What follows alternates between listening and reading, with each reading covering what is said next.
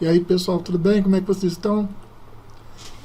De novo aqui para a gente falar sobre, né, Paulo Guedes e o presidente da República. Então, num debate ao vivo, eu tinha postado com uma pessoa ali, né, com duas pessoas, que o Paulo Guedes não saía. Por que eu tinha certeza absoluta disso? Eu tinha certeza absoluta disso porque o Paulo Guedes, ele não tem um projeto de poder como presidente, não. Ele tem um projeto de Estado. E isso é uma coisa que ele, desde que ele aceitou, que ele conheceu o presidente da República, ele embarcou nessa missão, entendeu? Então ele falou muitas coisas ali, como mais Brasil, menos Brasília. Ele falou coisas como reflexão, como confiar, apenas confiando você confia. Vamos ver como é que ficou. Fará uso da palavra o ministro de Estado da Economia, Paulo Guedes.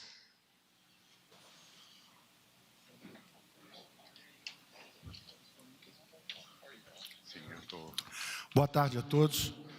Boa tarde, presidente Jair Messias Bolsonaro, vice-presidente Mourão, os demais ministros, meus colegas Pedro e Roberto, Banco Central e Caixa, demais presentes, congressistas, brasileiros. Desde o início da crise, o presidente nos pediu que nenhum brasileiro ficasse para trás e que trabalhássemos firmemente para salvar vidas e preservar empregos. A serenidade e a resiliência têm compensado o nosso trabalho. Nós estamos atravessando as duas ondas.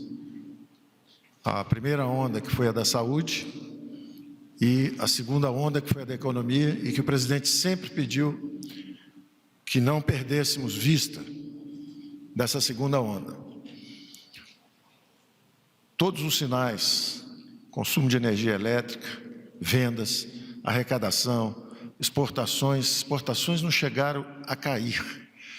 O Brasil, cujas primeiras estimativas de queda do PIB estavam em torno de 10%, quase 10%, era 9,4%, uma previsão do FMI, e muitos bancos também, aqui e lá fora, estimava-se que um terço da queda, pelo menos 3,33%, viesse exatamente do choque externo. Mas o que era uma maldição, que é o Brasil ter perdido 10, 15, 20 anos de integração com as cadeias globais de produção, acabou virando uma bênção. O Brasil não estava integrado às grandes cadeias. Quando se partiram os elos de produção, o Brasil não foi atingido. O Brasil continuou exportando minerais, produtos agrícolas, soja, trigo. E o resultado final é que o impacto de fora não veio com tanta violência. Então, as exportações seguiram. Dentro do país,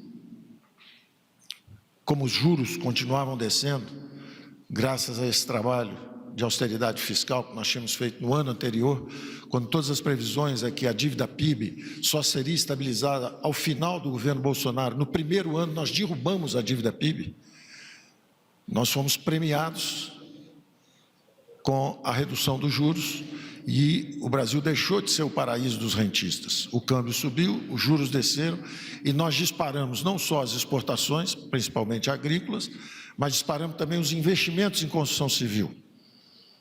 O Pedro está testemunhos da expansão brutal de crédito nos investimentos em construção civil. O resultado disso é que é um setor que entrou quando a pandemia nos atingiu, entrou com 55 mil empregos, já está com mais de 60 mil empregos e menos de 10 mortes, graças ao protocolo de tratamento adequado de retorno seguro ao trabalho. Então, com a construção civil expandindo e gerando emprego por um lado, com as exportações firmes do outro lado, e com os programas de crédito que nós fomos aperfeiçoando, o Brasil está voltando em V. Todos os indicadores mostram que a queda foi súbita, bruta, forte, mas o Brasil está voltando em V. Um V da Nike, um V que a volta é mais lenta do que a queda, mas ela é segura. O piso foi em abril, maio as vendas já foram bem acima de abril, todos os indicadores, arrecadação, vendas, consumo de energia elétrica. junho maiores do que maio, julho maiores que junho e agosto já maiores do que julho.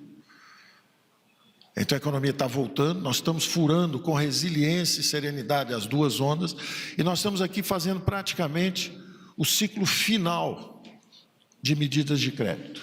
São praticamente as últimas medidas de crédito. Estamos aqui inaugurando hoje 2 programas a mais dessa série. Lá fora os países todos fizeram vários programas. Nos Estados Unidos foram quase 20 programas de crédito diferentes. Nós fizemos 6 ou 7, acertamos e aquela dificuldade inicial do dinheiro chegar na ponta, logo que chegou a crise, o nosso Banco Central reduziu os compulsórios, uma enxurrada de liquidez começou a descer, mas ela foi empoçando. Houve muita reclamação, nós aprendendo, escutando, e melhorando o tempo inteiro, lançamos nosso primeiro programa que está sendo aperfeiçoado, lançado aqui hoje, uma segunda camada desse programa, que é o programa que se chama PESE, Programa Emergencial de Segurança dos Empregos. Nós chamávamos na época de FOPAs, de folha de pagamento, era um capital de giro para preservação de empregos. As empresas que mantiverem os trabalhadores recebem esses empréstimos. À época nós liberamos 40 bilhões, foram usados 4 bilhões, 10%, e nós vimos que era muito restritivo.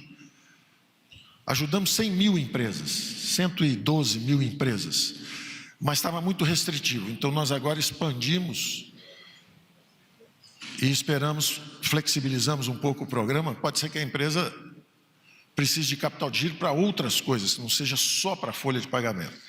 Então, flexibilizamos um pouco o programa e esperamos mais do que dobrar o alcance do programa. Vão ser 200 mil empresas nos próximos meses. Da mesma forma, lançamos um outro programa, que foi o FGI, está sendo lançado agora também. Foi lançado um pouco antes, estamos reforçando, que é para pequenas e médias empresas. Já tínhamos negociado também com as grandes empresas, os grandes setores que foram impactados pela crise. Companhia de aviação, criamos uma modalidade de debêntures conversíveis para ajudar esse tipo de empresa. As grandes distribuidoras de energia, elas arrecadam 100, ficam com 18, os outros 82 elas distribuem para toda a camada. Então nós pegamos justamente os cabeças de chave, lá na fonte, você pagando as empresas que ficam na fonte dessas cadeias produtivas, elas vão irrigando esses recursos, descendo e protegendo toda a atividade econômica. Foi outro programa que está dando certo também. Nós fizemos o programa, por exemplo, com a indústria de distribuição de energia e usando como garantias os recebíveis dessas próprias empresas. E também foi muito bem sucedido. Estamos negociando ainda com as automotivas. E esse dinheiro que era para as grandes, para muito grandes, e para as pequenas e médias, que já estava fluindo, a esse dinheiro nós tivemos que adicionar também o Pronamp, que é o outro programa que chega para micro e pequena e média. E aí aconteceu algo que nunca tinha acontecido antes. A Receita Federal chamar 3.200.000 pequenos empresários, e em vez de cobrar, pela primeira vez ela está ligando e dizendo o seguinte: olha, você é um bom pagador de impostos, você pagou o simples, 1 ano, 2 anos, 3 anos, sempre pagou. Nós estamos vendo que você está com dificuldade agora. Pode passar em qualquer banco e você pode pegar até 30% do seu faturamento mensal, médio, por mês, nos próximos meses. Tem capital de giro para vocês. O programa está sendo um absoluto sucesso nessa versão mais calibrada. E botamos 3 bilhões, saiu em 3 ou 4 dias, o Banco do Brasil. Aí o Pedro entrou na competição. Não, o Pedro fez 3 bilhões em uma semana, ou em 3 ou 4 dias. Tirou muita onda, falou: olha, já sumimos com o programa em 3 ou 4 dias. Aí o Banco do Brasil entrou num dia só, bateu o Pedro, aí o Pedro voltou, bateu o Banco do Brasil de novo. Então o programa está sendo um sucesso, está saindo e nós estamos calibrando mais. Então o dinheiro finalmente chegou à ponta. E a nossa estimativa é que nesses próximos 3, 4 meses, e essa é a nossa visão para esse final de ano. Como o presidente tinha dito, nós salvamos vidas, distribuímos recursos para estados e municípios, para todo mundo, para a saúde, direto na veia, o auxílio emergencial para 64 milhões de brasileiros, um destaque também absoluto para a Caixa Econômica com o Pedro, foi extraordinário o trabalho dele, digitalizou 64 milhões de brasileiros, atingiu todo mundo na ponta. Estamos estudando isso, o presidente estava hoje nos instruindo exatamente para lançar essa camada de preservação aí para frente, evidentemente não há recurso para pagar os 600. Mas o presidente dizendo, olha, vamos tentar fazer o máximo possível dentro dos recursos que temos para ir esticando isso. Então, nós vamos ter um fim de ano, onde estão entrando também os recursos do FGTS, são mais 30 e poucos bilhões de um lado, 100 bilhões de crédito que devem ser alavancados, podem trazer aí, na verdade são 20, 30, 40 bilhões, que alavancados dão 100 e poucos bilhões, só que quando você bota isso tudo junto, tem uma onda de 33% do estoque de crédito para pequenas e médias empresas. O estoque é em torno de 600 bilhões e vem aí entre 200 e 300 bilhões nesses próximos 3, 4 meses até o fim do ano. Então vem o dinheiro na ponta, que foi reclamado durante muito tempo, o dinheiro está chegando na ponta finalmente. Nós começamos irrigando lá em cima, ele foi descendo, descendo, descendo, nós fomos aperfeiçoando os programas, cada programa foi melhor desenhado que o anterior. Essas duas medidas que nós estamos assinando hoje são exatamente aperfeiçoamentos desses programas anteriores. E vamos aí nesses próximos 3, 4 meses, então vai ter muito crédito para empurrar a economia. O Brasil é o país emergente que mais expandiu o crédito, da mesma forma que foi o país que mais auxiliou os desassistidos e protegeu os vulneráveis. Gastamos 10% do PIB para proteger os vulneráveis, expandimos o potencial de crédito em 1 trilhão, e tudo isso agora está empurrando a economia nesse final de ano, e nós esperamos então ir aprofundando as reformas, de forma que o Brasil, já olhando para o ano seguinte, já está de volta ao trilho do crescimento sustentável, que é onde nós estávamos antes.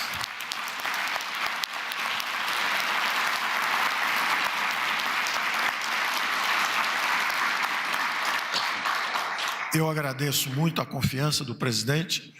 O Hemingway dizia que só há uma forma de você saber se você pode confiar em alguém, confiando. Desde que eu conheci o presidente, eu confiei. E ele não faltou a confiança, nunca. E eu espero também não ter faltado em nenhum momento.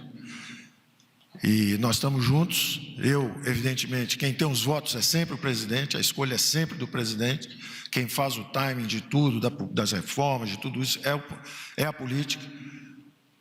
O presidente está reformando, inclusive a política no país. Nós estamos tentando fazer uma reforma de modelo econômico, de um modelo dirigista, centralmente planificado. Viram como o Brasil pode ser mais feliz quando os recursos descem?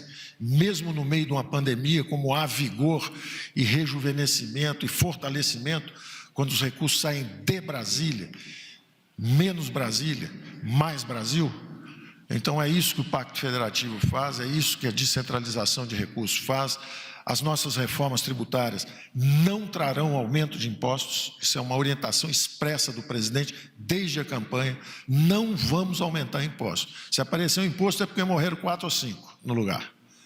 Sempre procurando uma melhor distribuição dessa carga. Quem não paga, passar a pagar, quem já pagava, pagar menos, porque quando todos pagam, paga-se menos. Então, nós esperamos seguir nessa trilha, nós chamamos de o caminho da prosperidade. Eu quero agradecer muito o Congresso também, na pessoa dos senadores e deputados, que tem, junto com o presidente, construído essa via política, uma governabilidade baseada no patriotismo, nas metas, na melhor alocação de recursos públicos, que é a verdadeira vocação da política, não é? A política é exatamente a arte de utilizar nos seus melhores usos para ajudar uma população desprotegida, os mais frágeis, a alocação de recursos públicos. Essa é a função mais nobre da política. É alocar os recursos públicos justamente para ajudar os mais vulneráveis, a igualdade de oportunidades, saúde, educação, as coisas que realmente mudam o potencial e a qualidade de vida de uma população. Então, eu agradeço muito ao presidente a confiança, agradeço aos ministros a colaboração e o trabalho. Não tem sido fácil, porque, como o piso sobe sempre, todo o ministério é espremido contra o teto.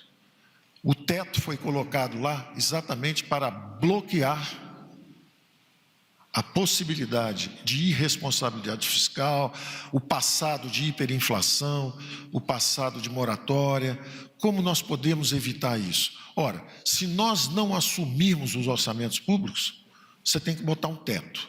Mas o teto, na verdade, é uma trava que pressupõe a incapacidade da classe política de trabalhar seus próprios orçamentos. Na verdade, é uma abdicação à essência e à função mais nobre da política, que é controlar seus orçamentos. Se os orçamentos são incontroláveis por erros passados, porque indexamos tudo, vinculamos tudo, obrigamos tudo, o teto é um default. O teto é o seguinte: não aguento mais, não sei fazer, bota um teto. Agora, o teto sem as paredes e com o piso subindo, é uma questão de tempo. Então, vai ter um momento em que nós vamos ter que enfrentar isso e travar o piso e recuperar o espaço para os investimentos públicos e para as decisões corretas. Enquanto isso não houver, o teto é indispensável. O teto é como se fosse uma promessa de seriedade, no lugar da própria seriedade na condução dos orçamentos públicos. Muito obrigado, presidente, pela confiança de sempre. Estamos juntos e o Brasil está no caminho da prosperidade muito em breve.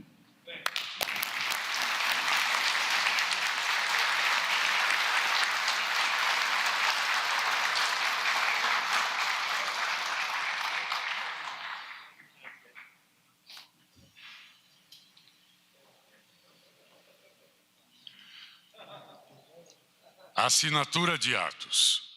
Nesse momento, convidamos o presidente da República, Jair Bolsonaro, a sancionar o projeto de lei de conversão número 28 de 2020, medida provisória 944-20, que institui o Programa Emergencial de Suporte a Empregos.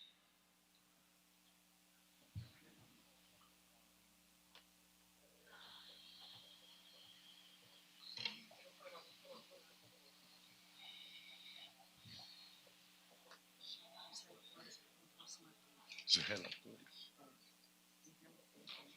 Quem é o relator? Chamamos o relator para que acompanhe a assinatura.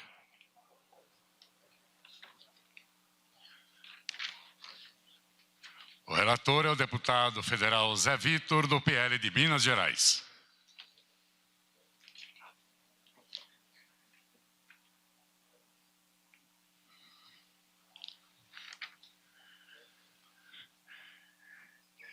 E também o presidente da República, Jair Bolsonaro, sanciona o projeto de lei de conversão número 24 de 2020, a medida provisória 975-20, que institui o Programa Emergencial de Acesso a Crédito.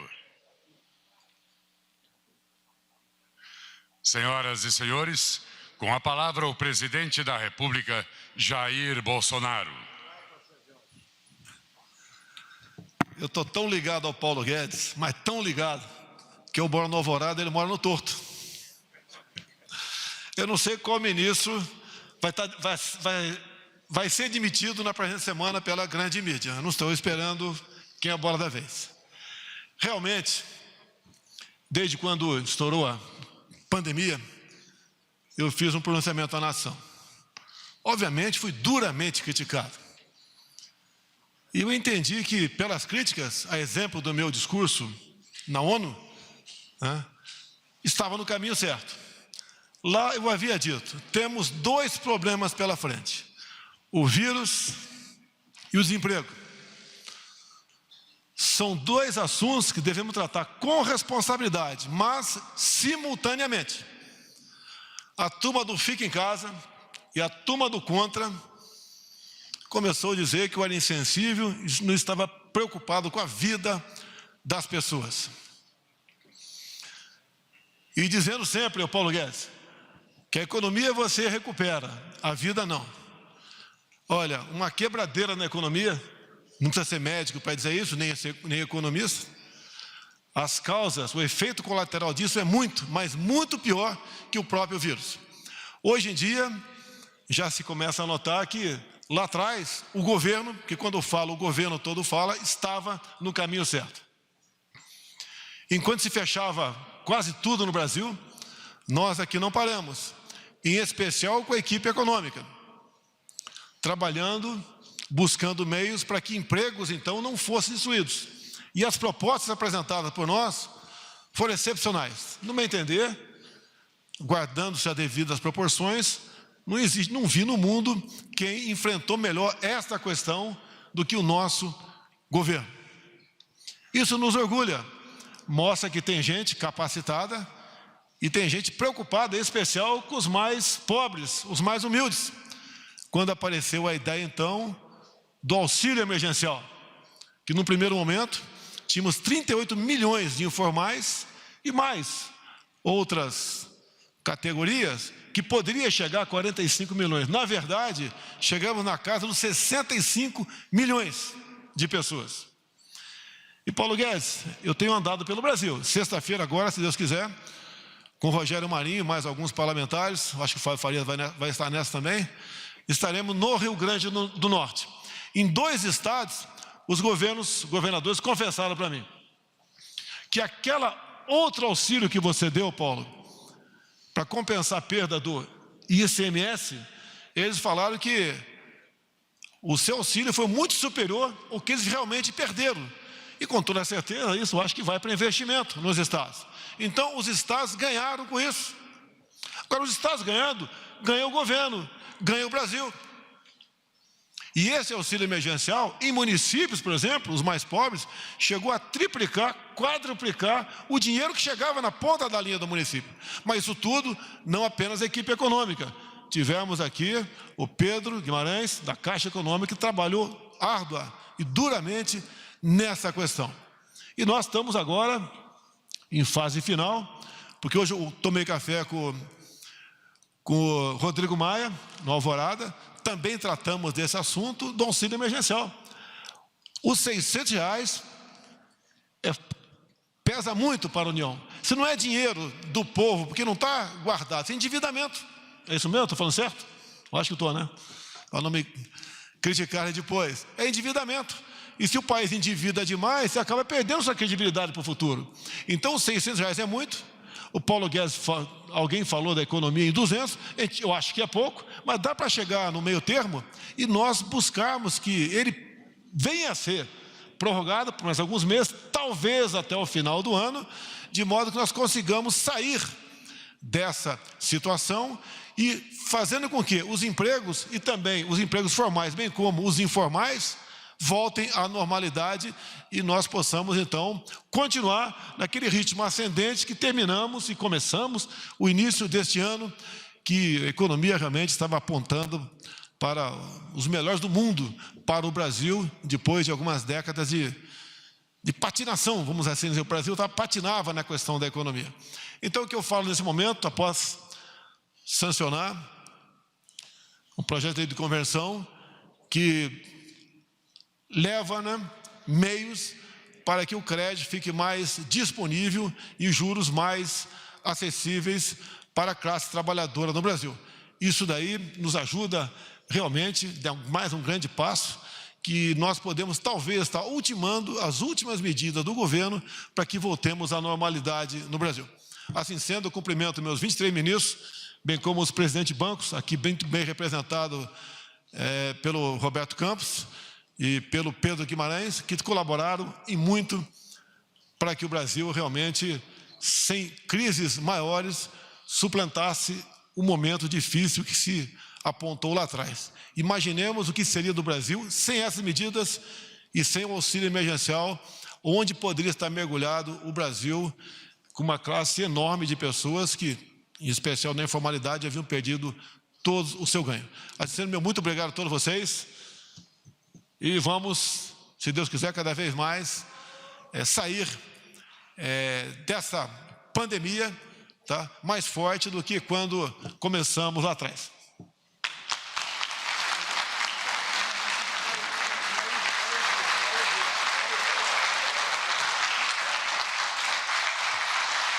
Está encerrada esta cerimônia. Então, como vocês puderam ver, é só boas notícias para o Brasil, boas notícias para os negócios brasileiros, boas notícias para a economia brasileira, calma no mercado de ações, calma no mercado brasileiro. O presidente está junto com o Paulo Guedes, diz que só espera saber quem que a mídia vai demitir na próxima semana. Todas as medidas foram muito bem feitas. O Paulo Guedes explicou cada uma delas. O presidente está orgulhoso com o trabalho, está feliz e ainda vai ajudar muito mais gente a recuperar seus empregos, a fazer nosso país voltar a crescer, né? Por isso, um grande abraço para vocês. Até mais tarde. Valeu, gente. Tchau, tchau.